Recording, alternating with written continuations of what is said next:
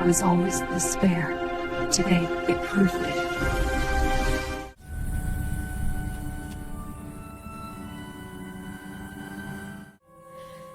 Trevor. My son is past tense now, but this story is... I always knew I was the spare child of my family, but I never thought they'd prove it by choosing my sister's wedding cake tasting over my 9-year-old son's funeral. My hands were still covered in cemetery dirt when my phone started buzzing. I just watched them lower Trevor's tiny casket into the ground, and there was my mother's name flashing across the screen, not calling to apologize for missing her grandson's funeral. The text read, "We need to discuss Trevor's trust fund. Your sister's wedding is in 8 weeks, and we have decisions to make." I stood there alone in that empty graveyard, the funeral workers waiting by their truck to fill in my baby's grave, reading those words over and over until they stopped making sense. She wanted to talk about money. While her grandson's body wasn't even cold in the earth, she wanted to talk about the $850,000 trust fund my ex-husband had set up for Trevor's future. A future that ended 3 days ago when a driver ran a red light and turned my whole world into a nightmare I couldn't wake up from. The funeral director touched my shoulder gently, asked if I needed a moment. I nodded, couldn't speak. Around me, the October wind scattered leaves across the graves, and all I could think was that Trevor loved jumping in leaf piles. Past tense. Loved. My son was past tense now, and my mother was texting about wedding budgets. If you're watching this, do me a favor and hit that like button. Subscribe if you haven't already, because you're not going to believe where the story goes. And I need you with me for all of it. Hi viewers, kindly tell us where you're watching from and what time it is. Warm welcome to the family, enjoy the story. Another text came through. Then another. Call me when you're done being emotional. This is urgent. Your sister deserves her dream wedding. I looked at the fresh grave one more time, whispered, "I'm so sorry, baby," and walked to my car. The whole drive home, my phone kept lighting up. My mother, my sister Valencia, even my aunt, all of them wanting to know the same thing. What was happening to Trevor's money now that he was gone? None of them had come to the funeral. Not one. You know what they were doing instead? I found out later when Valencia accidentally posted her Instagram story publicly instead of close friends only. They were at her bridal shower, champagne glasses raised, laughing in front of a backdrop that said, "She said yes to the dress."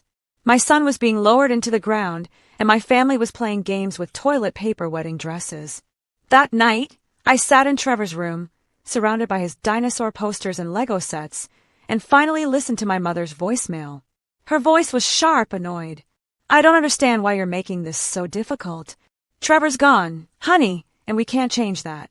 But Valencia's wedding is still happening, and frankly, it makes sense to redirect those funds to something that will actually matter now. Call me back so we can discuss this like adults. Something that will actually matter. My son's life. His memory. The college fund his father set up because even though we divorced, we both loved Trevor more than anything in this world. And my mother had just called it meaningless compared to my sister's party. I was about to turn off my phone when one final text came through. This one from my father. And what he said made me realize this wasn't just about money. 3 days earlier, I was making chocolate chip pancakes shaped like dinosaurs. Trevor sat at the kitchen table in his favorite blue hoodie, the one with the stegosaurus on it, talking nonstop about his science project. He needed supplies for a volcano demonstration. Baking soda, vinegar, red food coloring.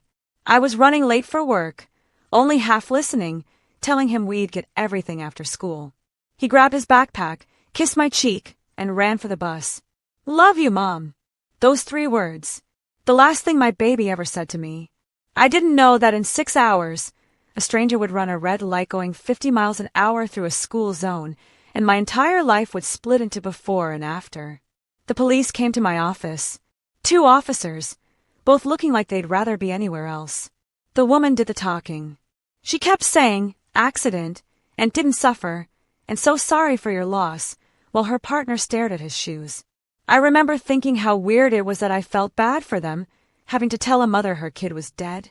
They drove me to the hospital, even though there was no point. Trevor was already gone.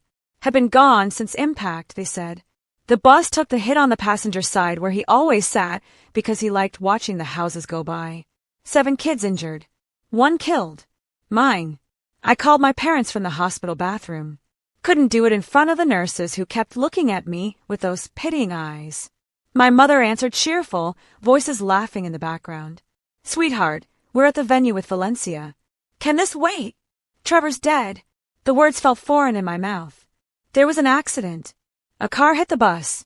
He's gone. Silence. Long enough that I thought the call dropped. Then, oh, honey, that's awful. A pause.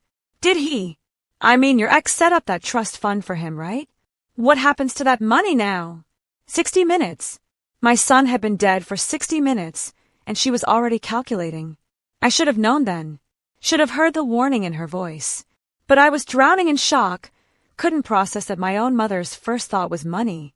I told her about the funeral arrangements, asked if they could come. She got quiet again. When is it? Friday. 2 o'clock. More silence. Then I heard muffled talking, her hand over the phone. When she came back, her voice had that fake sweet tone she used when she was about to say something terrible. Honey, that's the same day as Valencia's bridal shower. We've had it planned for months. 50 people are coming. We can't just cancel. I literally couldn't breathe. Mom, your grandson died. My son is dead. I know, and it's tragic truly. But Trevor wouldn't want us to ruin your sister's special time. You know how sensitive Valencia is. She's been planning this wedding for over a year. Trevor was 9. He'd been alive for 9 years. Valencia had been engaged for 14 months. And somehow, in my mother's math, the wedding won. We'll make it up to you after the wedding, she continued. Maybe we can have a memorial service then. Something small and private. But right now we have obligations. I hung up, just pressed end, and sat there on the hospital floor, holding Trevor's backpack that they'd given me. Inside was his math homework, half finished. A note from his teacher saying he'd been picked to help with the school assembly. A smushed granola bar. The evidence of a life that was supposed to keep going. My ex-husband Winston arrived an hour later.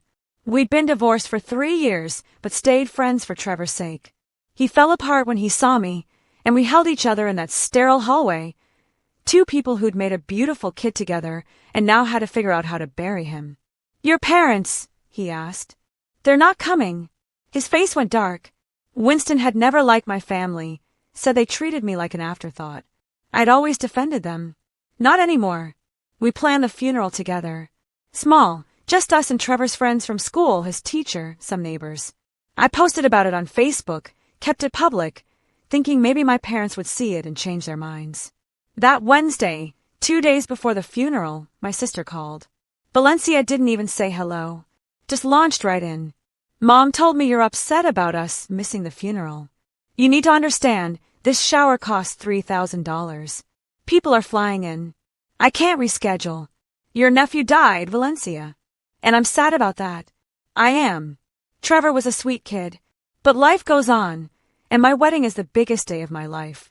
Mom and Dad need to be there. You're being selfish asking them to choose. Selfish. I was burying my child and I was selfish. The trust fund, she continued. Mom said there's like $850,000 in it. That should go to the family now. I could really use it for the wedding. We're over budget and... I hung up on her too. Turned off my phone. Spent the next 2 days in a fog, picking out a casket for a 9-year-old, choosing songs for a funeral no parent should ever plan. Friday came. The funeral home was small, maybe 30 people. Winston's family came. My best friend Octavia flew in from Seattle. Trevor's whole soccer team showed up in their jerseys. But the 2 chairs I'd saved in the front row for my parents stayed empty. Halfway through the service, I made the mistake of checking my phone. Valencia had posted an Instagram story. There was my mother and father, dressed up nice, holding champagne glasses at some fancy restaurant. The caption, celebrating our beautiful bride-to-be. So blessed to have this family. Behind them, pink and white balloons spelled out Valencia's name. I was giving my son's eulogy while they were toasting mimosas. The burial was worse. Just me and Winston and Octavia and a priest who'd never met Trevor but said nice things anyway. The funeral director gave me a rose to throw on the casket. I couldn't let go of it. Couldn't accept that this was real. Finally, Winston took my hand and we dropped it together. That's when my phone started going crazy. Message after message. My mother, we need to talk about finances. My father, call us immediately regarding Trevor's estate. Valencia, stop ignoring us. This is serious. The funeral workers were waiting. The sun was setting, and my family was harassing me about money while I stood over my child's open grave. But that wasn't even the worst part. What my father's next message said made me realize they'd been planning this all along. I finally called them that night, sat in Trevor's bedroom, surrounded by his stuffed animals and school projects, and dialed my parents' number. My mother answered on the first ring. Finally, we've been trying to reach you all day. I was burying your grandson. Don't start with the guilt trip. We've talked to our lawyer, and we have a right to know about Trevor's trust. Legally, as his grandparents, we may have a claim if you try to keep it all for yourself. All for myself. Like I wanted my son's death money. The trust was set up by Winston for Trevor's education and future. Trevor's gone. It goes to charity. My mother's voice went ice cold. Absolutely not. That money should stay in the family. Valencia's wedding is in 8 weeks, and we're already $40,000 over budget. Your father and I have put in $75,000. We can't afford more. This trust fund is the perfect solution. You want me to give you my dead son's college money for a wedding. It's not like he needs it anymore. My mother actually said that. Out loud. Be practical. Valencia deserves a beautiful wedding. She's been dreaming about this since she was a little girl. You got married in a courthouse. You don't understand what this means. I got married in a courthouse because they refused to help pay for a wedding. Said I was too young, that Winston wasn't good enough, that I should wait. But Valencia, their golden child, got a blank check. My father got on the phone. Your mother and I have discussed this extensively. We think the fair thing is to split the trust 3 ways. $283,000 for Valencia's wedding and honeymoon. $283,000 for us, as reimbursement for the money we've already spent. And you can have the rest for your grief counseling, or whatever you need. They'd done math, calculated it down to the dollar. And if I say no, then we'll see you in court. Our lawyer says we have grounds for a claim based on grandparent rights and emotional distress. This can get ugly, or you can do the right thing for this family. I looked at Trevor's bed, his favorite dinosaur tucked under the covers where he'd left it the morning he died. On his desk was a notebook, and I saw something written on the open page that made my heart stop. But before I could process it, my phone buzzed with a text from Valencia that would change everything. Valencia's text had a photo attached. Her in a wedding dress, twirling in front of a 3-way mirror, my parents standing behind her clapping. The message read, "This is what family looks like. People who show up for each other. Maybe if you'd been less dramatic, you could have been here too." I set the phone down and picked up Trevor's notebook. The page was dated 2 months ago from a school assignment about if something happened to me. My hands shook reading his 9-year-old handwriting. If something happened to me, I would want my money to go to sick kids at the hospital. When I broke my arm last year, I saw kids with cancer and no hair, and they were so brave. Mom says college costs a lot, but if I can't go, other kids should get medicine instead. That would make me happy. He'd written this in March. My baby had thought about his own death and decided his legacy should be helping others. And my parents wanted to spend it on ice sculptures and an open bar. Winston had told me about this clause when we divorced. Trevor had been 6 years old, sitting in Winston's office during Take Your Kid to Work Day, when he'd asked what the trust fund papers meant. Winston explained it was money for college. Trevor asked what happened if he died before college. Winston, thinking it was just kid curiosity, said they'd donate it to charity. Trevor had gotten so excited, asked if it could go to St. Jude's Children's Hospital because he'd seen their commercials. So Winston made it official. In the event of Trevor's death before age 18, the entire trust would go to St. Jude's in Trevor's name. It was legally binding. My parents had no claim. Valencia had no claim. But they didn't know that yet. I called Winston, told him about the threats, the demands, the lawyer. He went quiet for a long minute. "You want to tell them, or should I?" "Not yet," I said, looking at Trevor's note. "Let them show me exactly who they are first."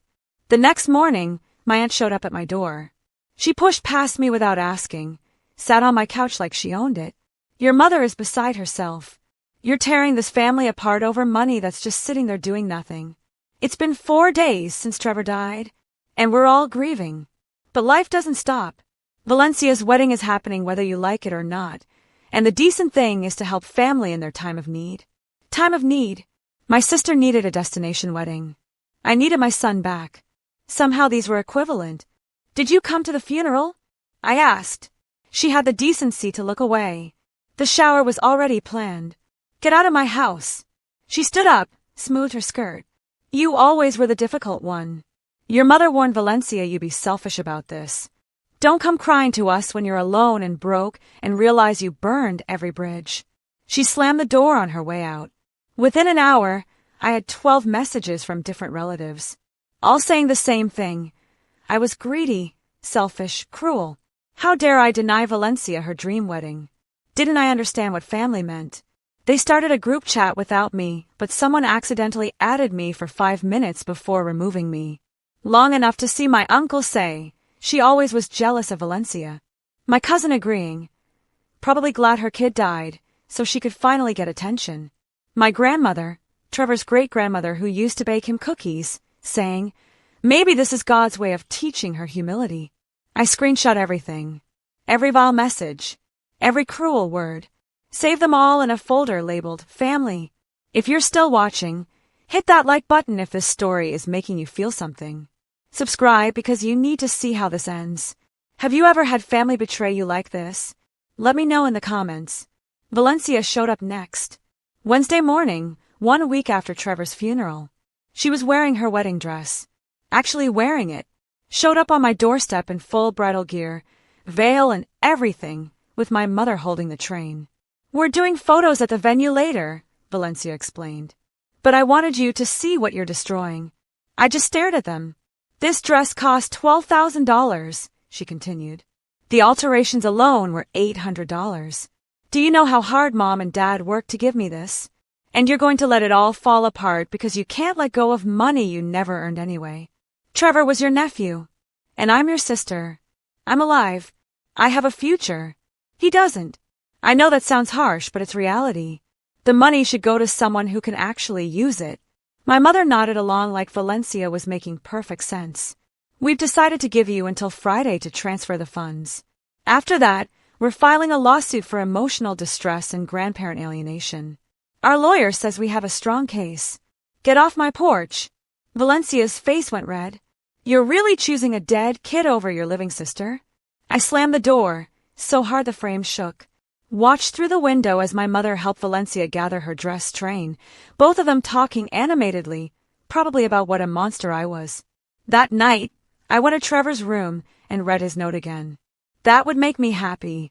My son, worried about other kids even in death, while my family worried about party favors and champagne fountains. I took a picture of his note. Called Winston. I think it's time. Friday came. The deadline they'd set. I woke up to 17 missed calls and a text from my father. Last chance. Be at our house at noon, or we file papers Monday. I showed up at 11:58. The whole family was there. Parents, sister, aunt, uncle, cousins, grandmother. All sitting in my parents' living room like some kind of intervention. Valencia still in wedding planning mode. Binder open, calculator out. My mother stood up. We're glad you came to your senses. Our lawyer has the paperwork ready. You just need to sign authorization for the trust transfer. I sat down in the empty chair they'd left for me. Pulled out my phone. I want to show you something first. I opened the photo of Trevor's note. Passed my phone around the room. Watched their faces as they read my 9-year-old son's words about wanting to help sick kids if he died. That's sweet, my mother said. But he was a child. He didn't understand the value of money or family obligations. He understood more than any of you. I took my phone back. The trust has a clause. Winston put it in when Trevor asked about it. If Trevor died before 18, everything goes to St. Jude's Children's Hospital. Legally binding. Been in effect for 3 years. The room went silent. Valencia's face drained of color. You're lying, my father said. I pulled up the trust documents on my phone. Winston had sent them over that morning. Read it yourself. Page 7, Section 4, Subsection B. Not 1 cent can be redirected to anyone else. It's done. Over. And it's what Trevor wanted. Valencia started crying. Actual tears streaming down her face. You knew this whole time. You let us plan and hope, and you knew. I found out the day you texted me at his funeral asking for money. And I wanted to see how far you'd go. How low you'd sink. And you showed me. My mother stood up, shaking. We're your family. You owe us loyalty. You skipped your grandson's funeral for a bridal shower. You harassed me at his burial. You called him a waste of money. You said I was lucky he died. I stood up too. Trevor showed more love and compassion in 9 years than you have in your entire lives. And you're damn right that money is going to help sick kids, because that's what he wanted. That's his legacy. My uncle tried to cut in. Now let's not be hasty. Maybe we can contest the trust. Find a loophole. Try it. Winston's lawyers are ready. But here's what else is going to happen. I pulled out my folder of screenshots. Every text message. Every voicemail. Every cruel word you've said about Trevor in the past week. I have it all. And if any of you try to contest this trust or contact me again, I'm posting every single screenshot publicly. I'm tagging your employers, your church, your country club. Everyone will know exactly what kind of people you are. Valencia lunged at me. Actually lunged, like she was going to hit me. My father caught her. She was screaming about her wedding, her special day, how I'd ruined everything. You ruined it yourself, I said, when you chose a party over a funeral, when you valued a dress over a human life. My mother's voice went cold. If you walk out that door, you're no longer our daughter. We'll never speak to you again. I looked around the room, at these people who'd raised me to always put family first, but only when it benefited them. Who taught me to be invisible, to not make waves, to accept scraps while Valencia got the feast. Good, I said. I've spent 32 years trying to earn your love, trying to be enough. Trevor was enough from the moment he was born, and I'm going to honor him the way you never honored either of us. I walked out, got in my car, drove away from that house for the last time. The lawsuit came Monday, just like they promised. Grandparent rights, emotional distress, claims that Winston had manipulated Trevor into the charity clause. Their lawyer must have taken one look at the trust documents and the kid's handwritten note and known it was hopeless, but they filed anyway. Winston's legal team destroyed them in preliminary hearings. The judge actually said, and I quote, "A child's dying wish to help other children is perhaps the most legally and morally sound trust directive I've seen in 30 years. Case dismissed with prejudice. They'd have to pay Winston's legal fees too, $15,000. But here's where it got interesting. Someone leaked the story to the local news. Family sues grieving mother for dead child's charity money. The screenshots I'd saved mysteriously appeared online. Every text, every voicemail. The photo of them at the bridal shower while Trevor was buried. It went viral. Not just local, national. My mother's Facebook was flooded with comments. My father's work email apparently crashed from the hate mail. Valencia's wedding venue called and canceled, said they didn't want to be associated with the story. The wedding fell apart completely. Half the guests canceled. The photographer quit. Valencia's fiancé's family threatened to pull out unless she made a public apology. She refused. The wedding happened. Finally, 3 months later. In my parents' backyard. Maybe 20 people showed up. No destination honeymoon. No ice sculptures. No open bar. Just a sad little ceremony that everyone wanted to forget. Me. I went to St. Jude's. Met with their foundation director. Signed over the full $850,000. They were naming a new wing of their research facility, and they wanted to call it the Trevor Winston Memorial Wing for Pediatric Cancer Research. The dedication ceremony was 6 months after Trevor's death. Winston came. Octavia flew in again. Trevor's teacher and his whole soccer team. His best friend's parents. People who'd actually love my son. We stood in front of this beautiful new wing with Trevor's picture on the wall, that gap-toothed smile I'd never see again. And they told us the research funded by his trust was already saving lives. A year later, I got a letter from St. Jude's.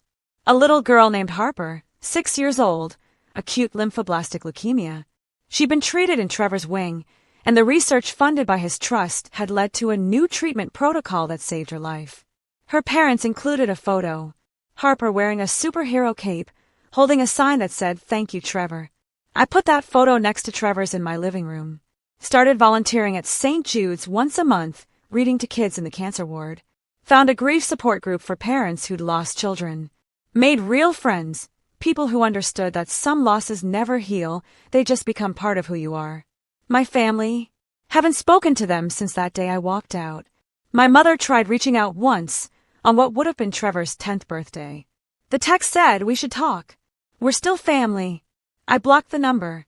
Valencia got divorced 18 months after the wedding. Apparently her husband couldn't get past how she'd acted. Karma's funny that way.